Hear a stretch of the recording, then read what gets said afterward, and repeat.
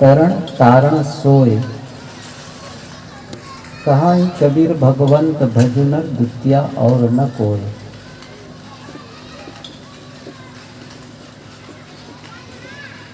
सदगुरु कबीर की ये पंक्ति है और विचार के संबंध में ये भी कहते हैं कि करहु विचार तो सब दुख जाई। करहु विचार तो सब दुख जाई।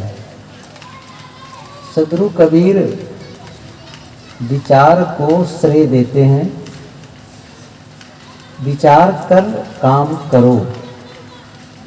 हम सभी जानते हैं कि कोई काम जब सोच विचार करके करते हैं, सोच समझ करके करते हैं, वह काम अच्छा होता है। बिना सोचे समझे किए, बिना विचार के किए, वह काम अच्छा नहीं होगा। कोई भी आप कोई व्यापार करना चाहते हैं और बिना सोचे समझे शुरू कर दिए, क्या परिणाम आएगा? लेकिन आप सोच समझ करके कदम उठाते हैं, उसके बारे में जानते हैं, परखते हैं। विचार करके कहो या कबीर साहब के हिसाब से कहो तो परख करके, उसी को उन्होंने परखना कहा है। परखो, परखना, इसीलिए उनके सिद्धांत को पारख सिद्धांत कहते हैं, जो परखे, परीक्षण करे। वैसे हीरा परखने वाले को पारखी, सोना परखने वाले को भी पारखी कहते हैं। तो जो रत्नों को परखे वो पारखी। ऐसे ही जो जीवन को भी परखे, क्योंकि रत्नों से भी बढ़ के रत्न कौन है? ये हमारा जीवन ही तो रत्न है। रत्नों की परख कौन करता है? मनुष्य ही करता है। साहब ने इसी आशा से ये पंक्ति कही भी है, रतन का जतन करूं, माड़ी का श्रृंगार, आया कबीरा फिर गया, झूठा है अहंकार। नर तन रत्न का यतन करो, रतन का जतन करो। तो कोई भी काम जब हम विचार करके करते हैं, वह काम अच्छा होता है। मैंने कहा ना, चाहे ये व्यापार के संबंध में बताया, खेती के संबंध में जानो, विचार करके करो। शुरुआत करते हो तो कैसे उसके बारे में खेती करने की विधा है।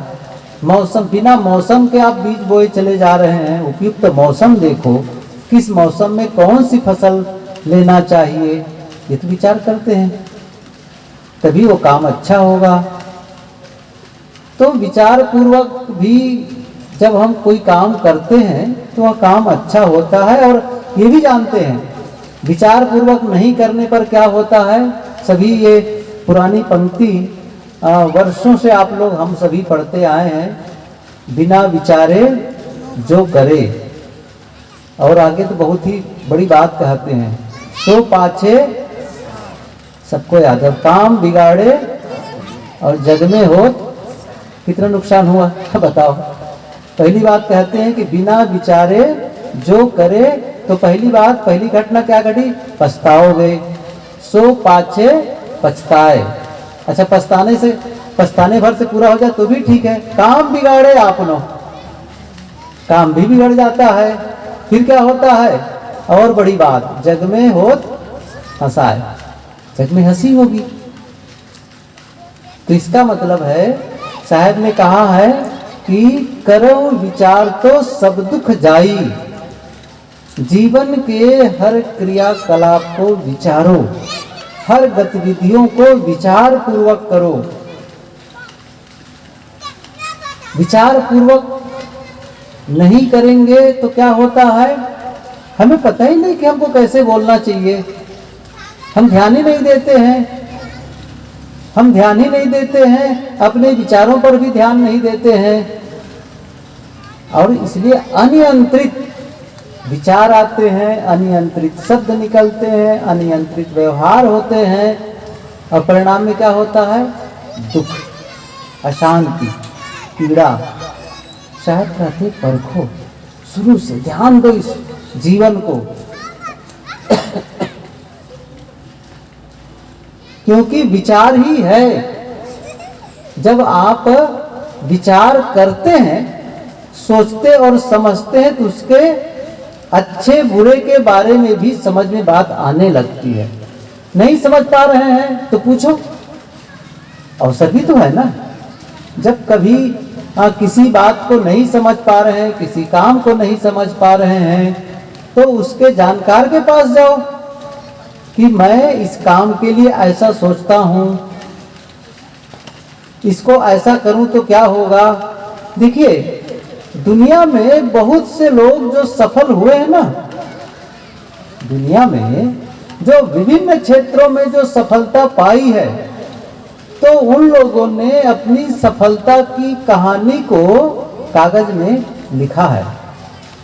बहुत से लोग लिखे हैं कि मैं कैसे सफल हुआ, या सफलता हम कैसे पा सकते हैं किसी भी क्षेत्र में। व्यापार के क्षेत्र में आप सफल होना चाहेंगे तो उसके लिए भी सिखाने वाले, बताने वाले बहुत से लोग आज हैं, और आज तो और ज्यादा है, आज तो और ज्यादा है। ऐसी पुस्तकें आपको मिलेंगी, ऐसे विचार देने वाले लोग मिल जाएंगे। खेती के बारे में आप जानना चाहेंगे तो उसके बारे में भी बताने वाले लोग हैं। आजकल तो आप लोगों के पास साधन है, मोबाइल है, आप मोबाइल से आप अपने जाओ, सर्च करो और पूछ सकते हो कि यह खेती कैसे करें, किसी भी चीज की, कोई भी सब्जी भी बोना हो, आप पूछ लो उससे, वो बताने के लिए तैयार बैठे हुए हैं। वो भी फ्री में दे रहे हैं। अभी पुस्तकें भी मिलेंगी इस संबंध में। यदि आप लोगों से बात करूं कि आप लोग यदि लिखो, अच्छा करेला की सब्जी कैसे बनानी है, पूछ लो मोबाइल से, अच्छा बताएंगे कि नहीं बताएंगे। हाँ, आंवला का मुरब्बा कैसे बनाएंगे, बताने वाले बैठे नहीं बैठे। अच्छा पैसा लेते हैं, नहीं वैसे ही बता रहे हैं। एक निकालो तो 50 आने वाले हैं। मैं क्या कहना चाहता हूं, नहीं जानते हो तो पूछो, पढ़ो। ऐसे ही जीवन को सही ढंग से नहीं जानते हो तो उसको भी पूछ लो, उसको भी बताने वाले बैठे हैं, उसके बारे में पुस्तकें हैं। जीवन के संबंध में यदि जानना है तो जीवन का अध्ययन करो। इसके लिए तो ध्यान ही नहीं देते हैं लोग। पढ़ाई के नाम पर तो केवल स्कूल की पढ़ाई जानते हैं लोग।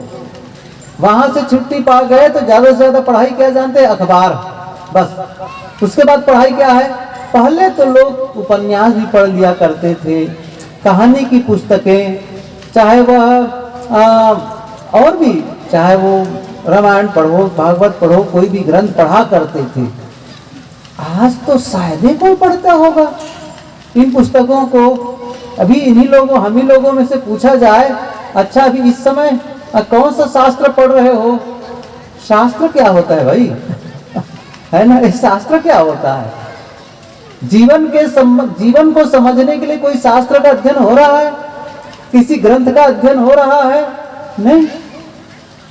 और तब यह शिकायत करना तो गलत ही है। फिर मैं दुखी हूं, मैं अशांत हूं, मैं परेशान हूं, क्यों?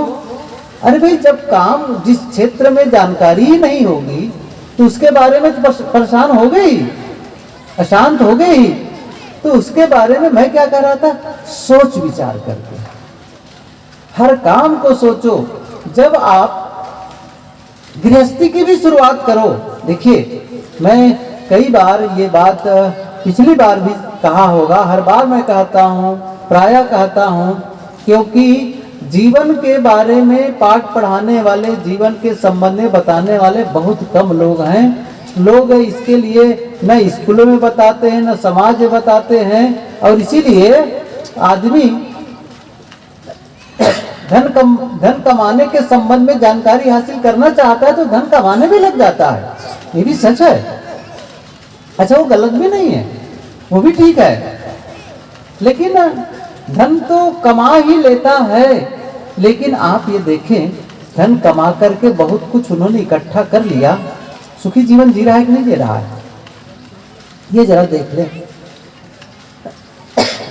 या उन्हीं अपने खुद से पूछ लेना चाहिए, अच्छा मैंने मेहनत तो की धन कमाने के लिए, अच्छा धन तो आ भी गया है, अब मेरे परिवार की स्थिति कैसी है, बाल बच्चों की स्थिति कैसी है, मेरी जीवन की स्थिति कैसी है, जरा देख लो इस चीज को। तो जीवन के संबंध में जब शुरू करें तो इसके लिए कोई भी बताने वाले नहीं मिलते हैं। ये उदाहरण तो मैंने कई बार दिया है।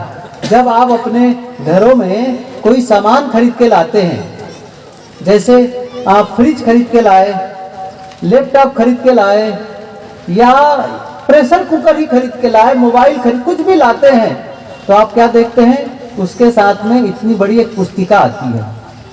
पुस्तिका में बड़े निर्देश लिखे रहते हैं। कौन से निर्देश?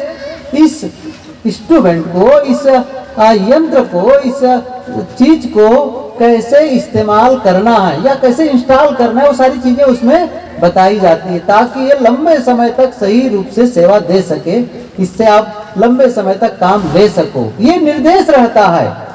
लेकिन जब हम लोग जीवन की शुरुआत करते हैं, तब कोई निर्देश पुस्तिका जारी होती है? देखो भाई, अब 18 साल के हो, 18 साल का मतलब आप पहले जिसको हम लोग 21 साल में वो चीज वो योग्यता मिलती थी, अब तो 18 साल में है।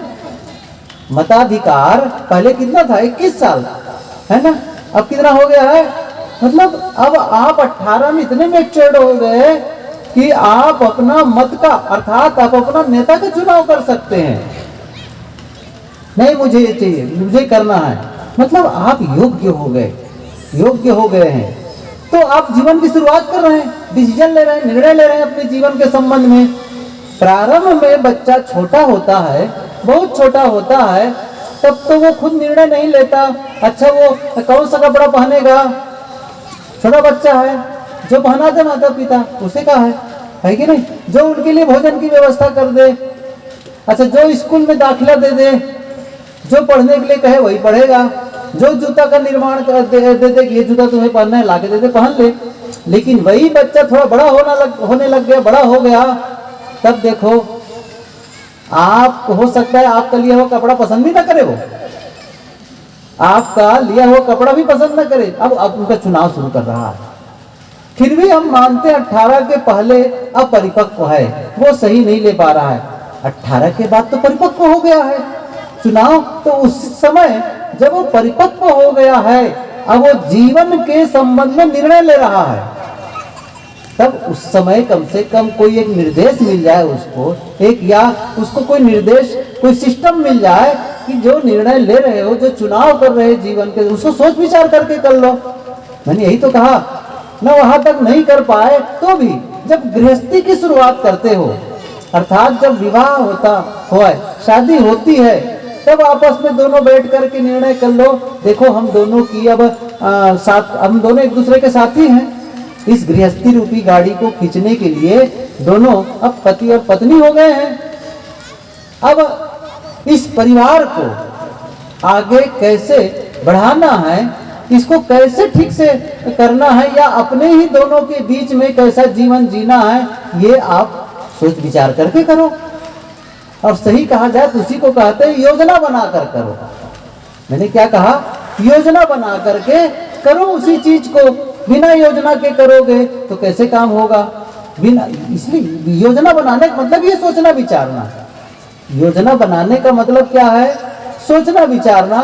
क्योंकि जब आप एक मकान भी बनाना चाहते हैं तो उसके पहले कितने बार सोचते विचारते हैं, कितनी योजना बनाते हैं, कितना बड़ा मकान, कितना मेरे पास पैसा है, अच्छा मैं बैंक से कितना ले सकता हूँ, दूसरों से कितना ले सकता हूँ, कितना मैं इसको बड़ा बनाऊँ तो मेरा काम चल जाए। ये सारी चीजें आप सोचते विचारते हैं, योजना बनाते हैं। सब कुछ के लिए योजना बनाते हैं। मकान बनाने की योजना बनाते हैं, दुकान की योजना बनाते हैं, बच्चों को पढ़ाने लिखाने की योजना बनाते हैं, बहुत कुछ की योजना बनाते हैं। घूमने फिरने की भी योजना बनाते हैं। अब कि चलो इधर चलते हैं, उधर घूमने चलते हैं, कितने लोग चलेंगे, चलो इतने लोग चलेंगे, इतना खर्चा बढ़ते, सारी चीजें, कहाँ से जाना होगा, कौन सी ट्रेन है, कहाँ रुकना होगा, खाना पानी उधर क्या मिलेगा, सारी चीजों को सोचते विचारते और योजना बनाते हैं, तब आपकी यात्रा सफल होती है। मैं यही कहना चाहता हूँ, जैसे ही विभिन्न क्रियाकलापों के लिए आप योजना बनाते हैं, आप एक योजना और बना लो। क्या? सुखमय जीवन जीने की योजना बना लो। मैं सुखमय जीवन जीना चाहता हूँ, मैं शांतिमय जीवन जीना चाहता हूँ, इसकी भी योजना बना लो। वो भी, इसकी भी तो होगी ना, उसकी भी होगी। मैं यहाँ पर कह रहा था, गृहस्थी की जब शुरुआत होती है विवाह के बाद में, तो आपस में सोच लो, भाई हम दोनों हैं, अब कौन निर्णय लेगा? हम दोनों हैं, आपस में चर्चा करो और ये निर्णय ले लो कि देखो हम दोनों मिलकर के, हमारी शक्ति कितनी है, हम अपने दोनों के बीच में कितने बच्चे लाएं, एक या दो। आज देख लो आज की स्थिति कैसी, हमारी योग्यता कितनी है, ये सोचो तो। नहीं तो फिर बच्चों की लाइन लग गई, बाद में लगा कि ये तो ज्यादा हो गए हैं, अब क्या होगा? कुछ तो सोच लेते। आप तो खुद इस चीज को समझ सकते हैं ना, नहीं सोचे समझे बिना वजह के काम करने लग गए और बच्चों की संख्या बढ़ा डाले। और उसको लेकर कला, एक सज्जन थे भक्त उधर गुजरात में, तो गुरुदेव जी के पास बैठे बातें करते थे, अच्छे अफसर थे, बड़े आदमी थे वो, और धन की कमी नहीं थी। उन्होंने कहा कि साहब, पहले तो मन में होता था कि बच्चे चाहे जितने हो उससे क्या फर्क पड़ेगा, खाने पीने की कोई कमी नहीं है, सारी व्यवस्था हो जाएगी। बच्चों की संख्या बढ़ गई, अब संख्या बढ़ गई, अब बच्चे, अब लड़कियों की शादी होकर चली गई दूर दूर, लड़के की भी शादी काम में लग गए।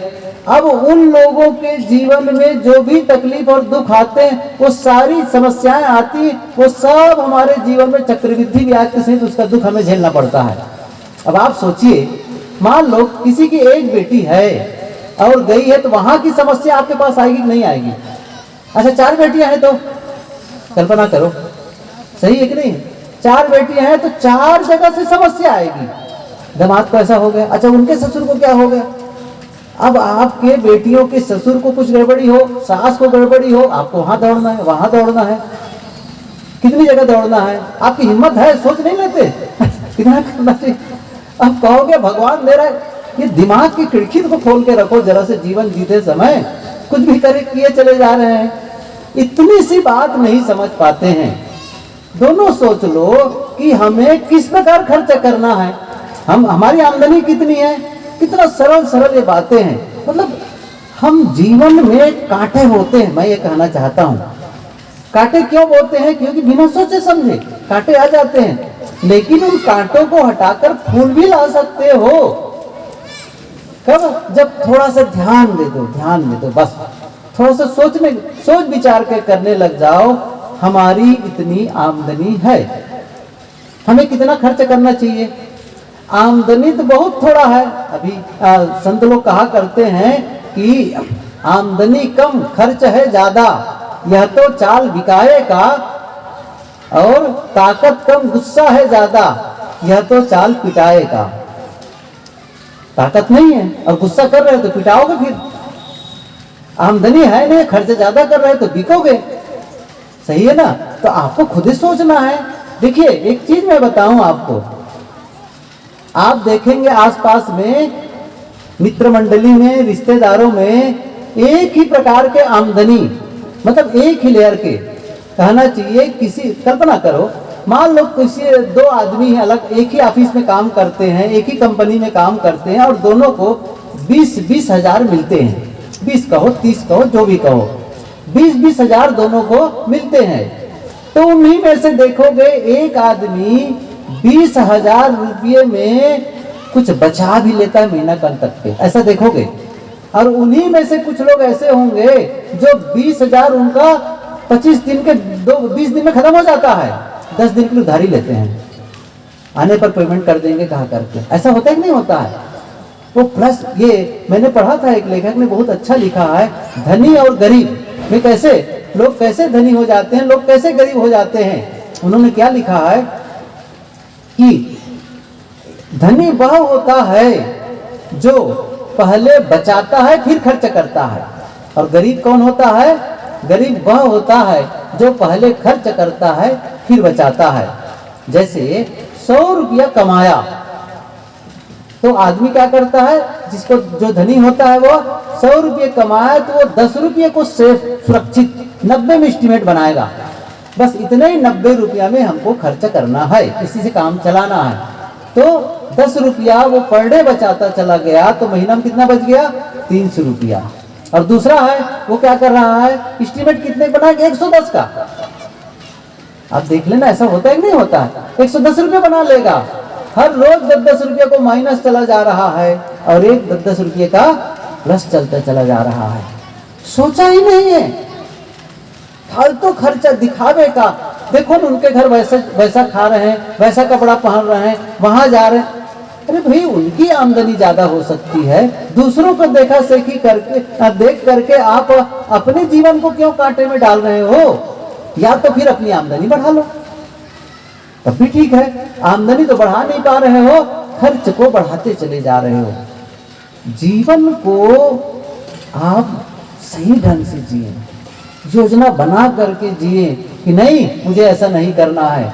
और यदि सोच विचार करके काम करेंगे तो ही आपका बुढ़ापा भी सुखद होगा। एक पुस्तक स्वामी नहीं आचार्य राम शर्मा, आचार्य जो युग गायत्री वाले महापुरुष थे ना, उन्होंने एक पुस्तक लिखी है उनके लिए जो 50 के हो गए हैं, उनके लिए जो 50 के हैं। फिर क्या लिखा उन्होंने शुरुआत में, आप 50 के बाद इसको जानेंगे तो फिर क्या होगा। उन्होंने कहा यदि 50 के बाद कैसे जीवन होना चाहिए, 60 के बाद कैसे जीवन होना चाहिए, उसको पहले से ही समझ लो। क्योंकि जब आपके शरीर में शक्ति है और सभी आपकी बातों को मानते हैं, काम कर सकते हैं, उस समय आपने ध्यान नहीं दिया कि मैं अपने बुढ़ापे को सुखद कैसे बनाऊं। अनियंत्रित करते रहे, खान पान में भी संयम नहीं रख पाए, खर्चे में संयम नहीं रख पाए, सब कुछ गड़बड़ करते रह गए और अपने लिए आपने संपत्ति इकट्ठी नहीं की है, सेफ नहीं रखा है। क्योंकि एक समय तो आएगा कि आपका शरीर जवाब दे देगा। कितना दिन तक कोई काम करता रहेगा, नहीं करोगे। क्या इतना धन आपने सुरक्षित रखा है कि आप जब काम छोड़ देंगे, रिटायर हो जाएंगे, तब आप जो कुछ आपने धन कमाया उससे आपका काम चले? सोचे कि नहीं सोचे? वही बात मैं कह रहा हूं। आप और हम, ये थोड़ी है कि आप कहेंगे कि 60 के बाद तो बस मैं राम नाम भजन में लग जाऊंगा, मैं सत्संग में लग जाऊंगा। लेकिन रोटी चाहिए, समझ लो, चाहे जितना भजन कर लो, कपड़े चाहिए, उस समय भी रहने की जगह चाहिए। और आप सभी जानते हैं कि जिस बुजुर्ग के पास धन रहता है ना, उसकी सेवा हो भी जाती है। बाकी लोग तो बड़े कठिनाई होते हैं। तो गुरुदेव जी बहुत बढ़िया उदाहरण दिया करते थे कि ये भी कहा करते थे, देखो बुढ़ापे में सब कुछ दे मत दो बच्चों को, अपने लिए बचा करके रखो, अपने लिए भी बचा करके रखो, सब कुछ न दे दो, सब कुछ न दे दो। अभी कुछ दिन पहले ही मैंने पढ़ा भी था, किसी मोबाइल में ही आया हुआ था कि कैसे यदि किसी बच्चे को दे दिए तो यदि उसमें नहीं लिखे हो, यदि ये मेरी सेवा नहीं करेगा तो फिर वो धन मुझे वापस मिल जाना चाहिए। ऐसा कहीं उसने शर्त नहीं डाले हो तो फिर वो वापस नहीं आता है बच्चों का, यदि लिख दिए हो तो। ये हाई कोर्ट के किसी साथ, सुप्रीम कोर्ट हाई कोर्ट के वकील बोल रहे थे, बता लिखे उसमें संदेश दे रहे थे इस चीज को। तो उसने क्या किया, अपने बेटों को सब बांट दिया, अपने बेटों को जो कुछ था अपने पास कुछ रखा ही नहीं सब। अच्छा, उसके मित्र ने कहा भी था, देखो ऐसी गलती मत करना, कि पूछे उनके सलाह अपने मित्र से, उन्होंने कहा कि नहीं नहीं अपने लिए बचा करके रखो तब बंटवारा करो। नहीं, सब बेटे हैं मेरे, वो सब मीठे देख लेंगे, मुझे क्या इन बारे में सोचना है। उसने सबको बराबर बराबर बांट दिया। और ये भी होता है कि जब बांट देते हैं तो बच्चे क्या करते हैं, महीना, एक महीना हम खिलाएंगे, एक महीना वो खिलाएगा, एक महीना वो खिलाएगा, ये पाली बांध लेते हैं। अभी कहाँ की बात थी, ये मध्य प्रदेश में ही था, तो बता रहे थे जब महीना कितना होता है, 30 का, तो शायद 31 वाले में भूखे रहते हैं घर। तो सच्ची घटना बता रहा हूं मैं। 30 के महीना तो 31 को कोई भोजन देते नहीं उनके बेटे लोग। सच्ची घटना बता रहे थे। अभी मध्य प्रदेश से आया तो ये कमाल की बात हो गई ना। तो जैसे महीना खत्म थी उनके यहाँ खत्म, अगले यहाँ दूसरी जगह बुलाने गए तो बताना पड़ता है जा करके कल से आपके यहाँ आना है, शुरू करने का, कल से आपके यहाँ भोजन करूंगा। ये तो वो सबको बांट दिया। अब शुरू में तो कुछ अच्छी सेवा होती रही, उसके बाद अब बस शिथिलता आने लग गई। कुछ तो है नहीं, उसे कुछ मिलना नहीं है। बस धीरे धीरे ठीक से भोजन नहीं, ठीक से रहने कपड़े लगते नहीं देते, कुछ खर्चा पानी मांगता तो भी कहाँ, इस समय खर्चा ज्यादा हो गया, पैसा नहीं है, सब टाल मटोल कर देते, पैसा मिलता ही नहीं था। बड़ी तकलीफें बीतने लगी। ठीक से भोजन की व्यवस्था नहीं हो पाती थी, बहुत कठिनाई होने लग गई। आगे चलकर अपने मित्र के पास जाकर दुखड़ा रोना शुरू किया कि भैया बड़ी तकलीफ है, ये तो क्या हो गया। सबको बांट दिया था, मैंने पहले ही रोका था अपने लिए बचा के रखना, माने नहीं। उसने कहा कि अब क्या करूं, मैं तो परेशान हो गया हूं। तो मित्र ने एक उपाय बताया और उसने 15 के, उस समय की बात थी, चांदी के सिक्के 15 सिक्के दिए, चांदी के 15 सिक्के। और उसने कहा 15 सिक्के ले जाओ, देता हूं, और एक काम करना, एक बड़ा सा पत्थर अपने कमरे में रख लेना और वहाँ नाला में, नदी में किनारे चले, छोटे छोटे पत्थर के टुकड़े, इतने बड़े पत्थर के टुकड़े ले आना, पत्थर के टुकड़े ज्यादा से ले आना ऐसे, और ला करके क्या करना, तुम अपने कमरे में रख लेना और जब सब सो जाए लगभग, और फाटक अंदर से बंद कर लेना और उन सिक्कों को गिनना, 1 2 3 ऐसा करके 15 आएगा, फिर उसे फिर घुमाना, 16 17 18 ऐसा 1000 2000 गिन लेना। अब बात तो सही, जब बाहर की आवाज आई, अरे अभी लगता है पिताजी कुछ है।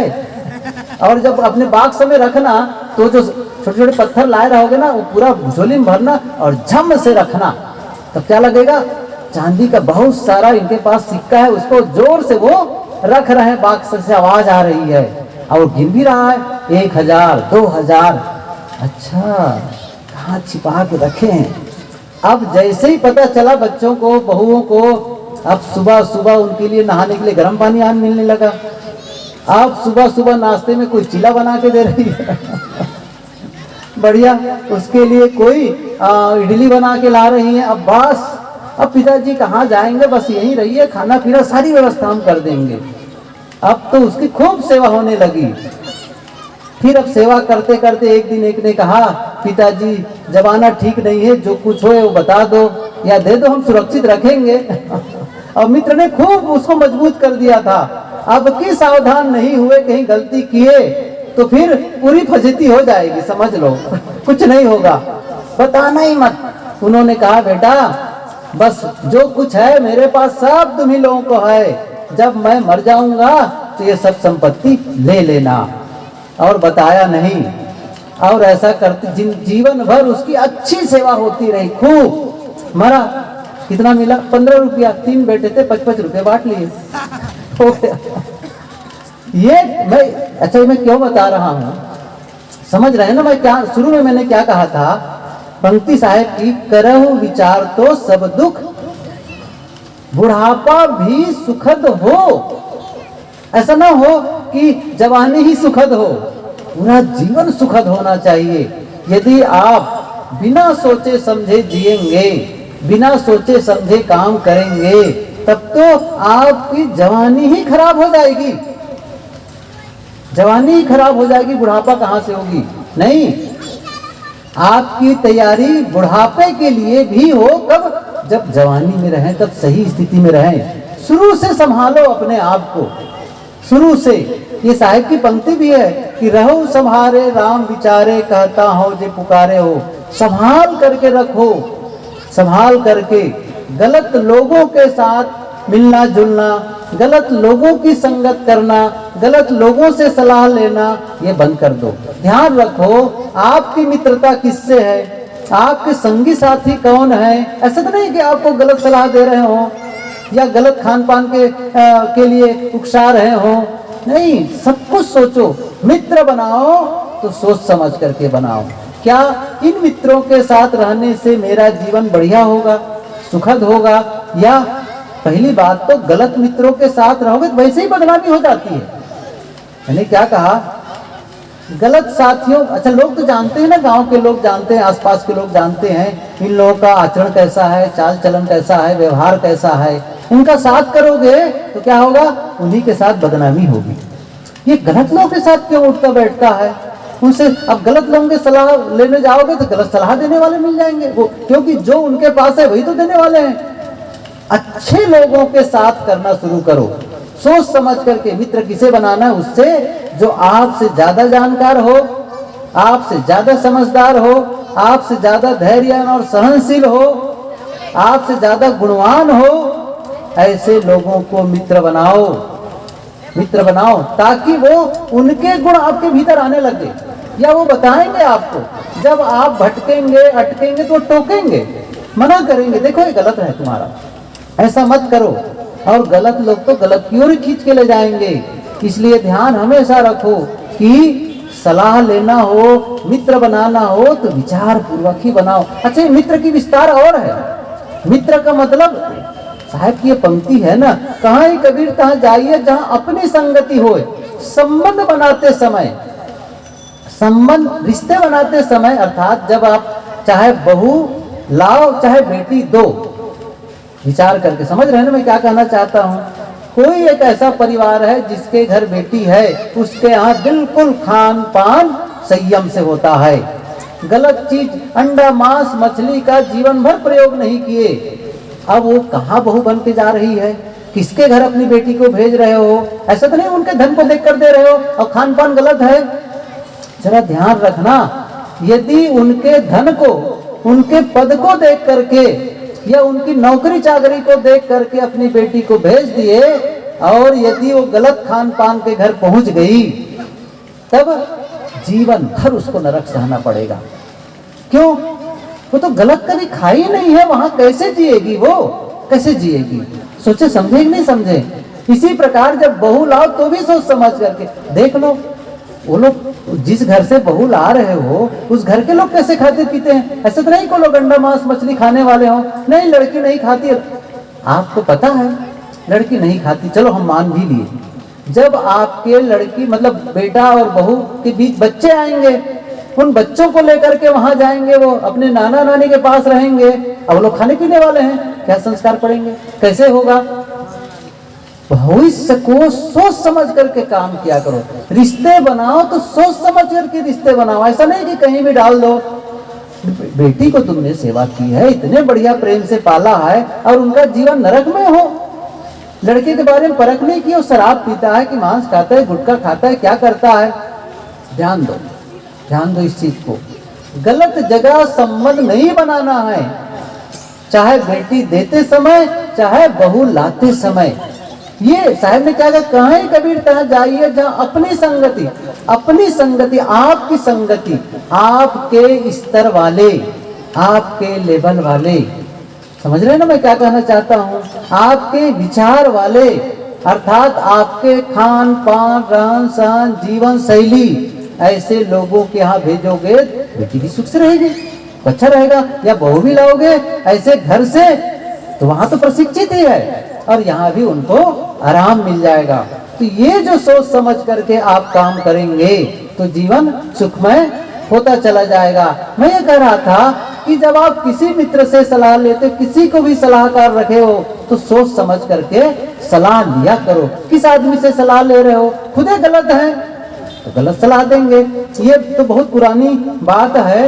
एक है दुर्योधन और दूसरे हैं अर्जुन, आप सभी जानते हैं। दुर्योधन के सलाहकार कौन, अब तो समझ गए होंगे। दुर्योधन के सलाहकार कौन? अच्छा, अर्जुन के सलाहकार कौन? समझ गए ना मैं क्या कहना चाहता हूं। सलाह किससे, कृष्ण से लेना है या शकुनी से लेना? क्या होगा शकुनी से लेकर के, क्या हुआ? फायदा हुआ, नुकसान हुआ कि नहीं हुआ?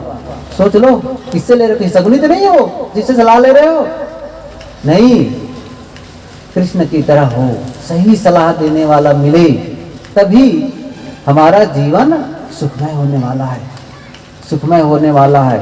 हर चीज को ध्यान रखो इस चीज को। और इतना ही नहीं है कि आप अपने मित्रों को, सलाहकार को, मैं तो ये भी कहना चाहूंगा, आपके बच्चे क्या करते हैं, स्कूल से आते हैं, बस्ता फेंक देते हैं घर में और खेलने निकल जाते हैं। आपने पता किया है कि जिन बच्चों के साथ मेरे घर का बच्चा, मेरा बेटा हो, बेटी हो, खेलता है या खेलती है, उन बच्चों का स्वभाव कैसा है, उनके घर के वाले लोग कैसे हैं, क्या उन बच्चों के शब्द सही निकलते? ऐसा नहीं कि बच्चे गाली देने वाले हैं, वो चोरी करने वाले हैं, गलत करने वाले हैं। बच्चों के मित्र को भी ध्यान रखो, गलत मित्रों के साथ बच्चे न चले जाएं, ये भी ध्यान रखना। कौन जिम्मेदारी होगी? आप ये कहते हैं बच्चों की भोजन की जिम्मेदारी किसकी होती है? माता पिता की। सही, आप लोगों की है। पढ़ाने लिखाने की जिम्मेदारी किसकी? कपड़े लत्ते की जिम्मेदारी किसकी है? सब जिम्मेदारी। अच्छा, बीमार पड़ जाए तब वो किसकी जिम्मेदारी? उनको स्वास्थ्य के लिए डॉक्टर के पास में आपकी जिम्मेदारी है। सारी जिम्मेदारी तो मित्रों को भी तो ले लो भाई, सही है ना? आप कहेंगे चाहे जो मित्र बनाए हमें कोई फर्क नहीं पड़ेगा। कैसे फर्क नहीं पड़ेगा आपको? आपके बच्चे बिगड़ेंगे तब कैसे फर्क नहीं पड़ेगा?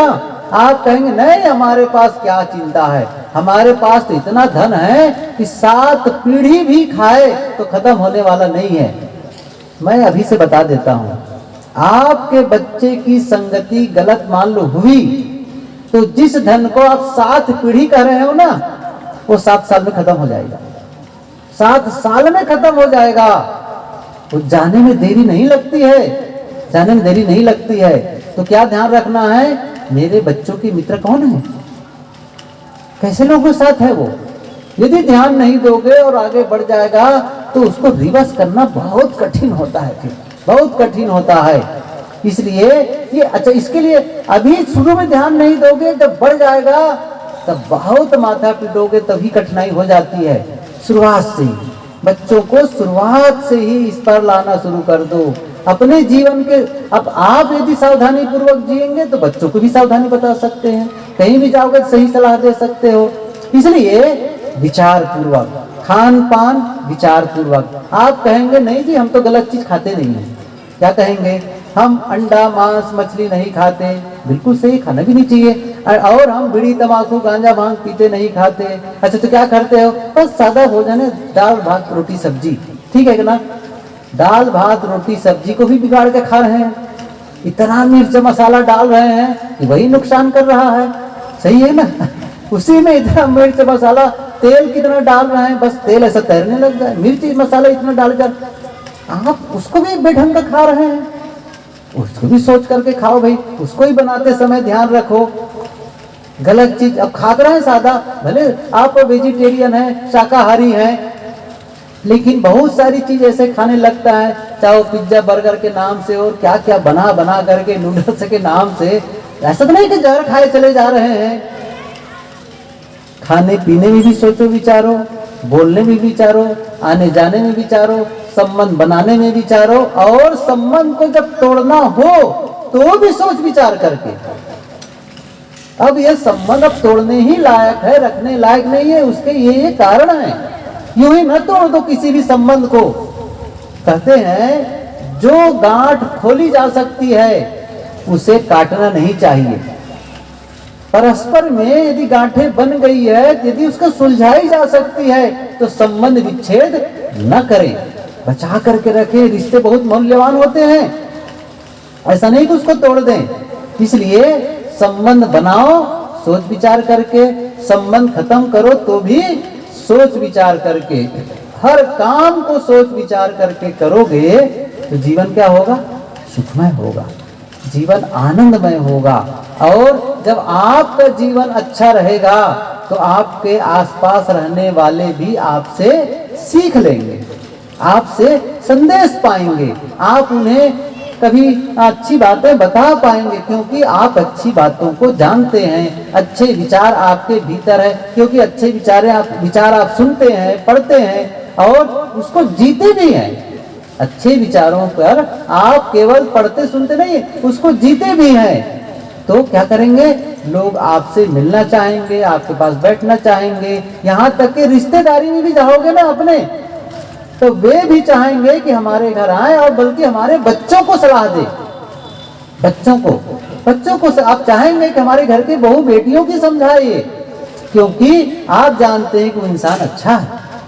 गलत इंसान के लिए जब जानते कि ये आदमी ठीक नहीं है, चाहे अपने वो आपस के रिश्तेदार और परिवार के ही क्यों ना हो, नजदीक का क्यों ना हो, गांव का ही क्यों ना हो, आप कभी नहीं चाहेंगे कि घर में पुरुष ना हो और ये आदमी हमारे घर में आए। जब केवल घर में महिलाएं हो, ये आदमी हमारे घर में नहीं आना चाहिए, ये गलत इंसान है। क्यों कहा जा रहा है? इसका मतलब आदमी सही नहीं है।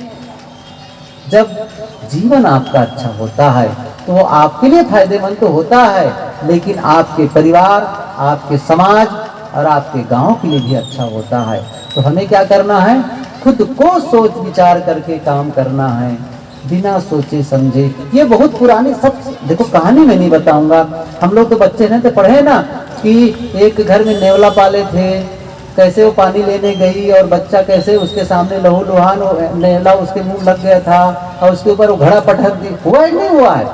अब वो उदाहरण सब पढ़े गए हैं कैसे कि भाई देखो, ये सोचे नहीं कि देखो इसके बच्चे की रक्षा इसने की है और इसने बच्चे को मार दिया कहा करके इसके ऊपर उसी को मार डालते हैं। अब कितना उसको तकलीफ होती है। ये कहानी शुरू में क्यों बताई गई थी? सोच समझ कर करो, परख लो जरा से। परखने की बात आई है, हर चीज परखो। और परखने की बात आगे तो आगे तक जाओगे। किसी को गुरु बनाते हो, सही है क्या ना? किसी को जब गुरु बनाते हो तो भी सोच विचार करके, ऐसा नहीं कि किसी को भी बना लो अपने, जिससे आपको दीक्षा लेना है, जिससे आपको आध्यात्मिक उन्नति जिनके सहारे करना है, उनको भी सोच समझ कर करो। कहीं ऐसा तो नहीं कि उनके खान पान ठीक नहीं है, वो कहीं ऐसा नहीं कि लोभी लालची हो या कामी, कुछ भी। तो ये सारी चीजों को सोच समझ कर करोगे तो एक सही संबंध बनेगा और आपको सही निर्देश मिलेगा और जीवन सुखमय और शांतिमय होगी। ये कुछ बातें मैंने आप लोगों के बीच रखी कि कबीर साहब की पंक्ति बहुत ही महत्वपूर्ण है कि कर विचार विकार परिहर तरण तारण सोए कहाँ कबीर भगवंत। इसकी व्याख्या मैंने नहीं की, इसकी व्याख्या बिल्कुल अलग है कि विचार पूर्वक अपने विकारों का त्याग करो। अंदर के जो विकार हैं उसको सोचो, क्या ये विकार मेरे लिए फायदेमंद है, कितना नुकसान दे रहा है। सोच समझ करके उन विकारों को अलग करो। सोचोगे तो पता चलेगा। कोई तंबाकू खाता है और सोचे कि तंबाकू खा रहा हूं तो कितना फायदा कितना नुकसान, सोच ले, तंबाकू खाना बंद हो जाएगा, बंद हो जाएगा।